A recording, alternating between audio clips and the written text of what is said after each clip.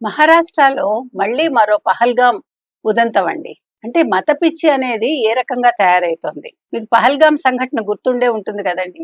భార్య భర్త పిల్లలు కలిసి అక్కడ సరదాగా విహారయాత్రకు వెళ్తే వాళ్ళని మీకు కల్మా చదవడం వచ్చా అని అడిగి రాదు అంటే వాళ్ళ ప్యాంట్లిప్పి వాళ్ళ మతం చూసి వాళ్ళు హిందువులని తెలిసాక వాళ్ళని చంపేశారు.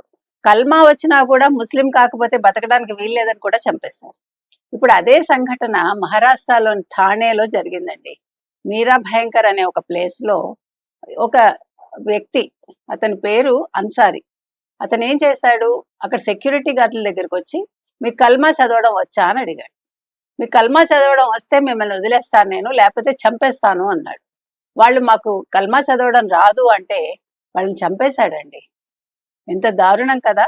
అంటే భారతదేశంలో ఈ రకంగా, అంటే మతాన్ని అడ్డుపెట్టుకుని హిందువుల్ని చంపటం అనేది వీళ్ళందరూ కూడా చేస్తున్న పన.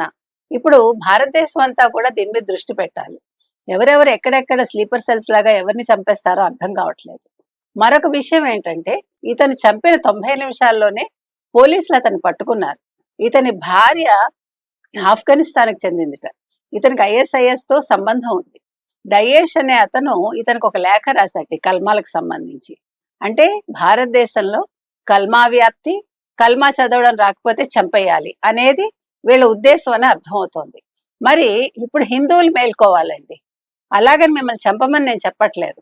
కానీ మీరు ఏదైనా ఇటువంటి సంఘటన ఎదురైనప్పుడు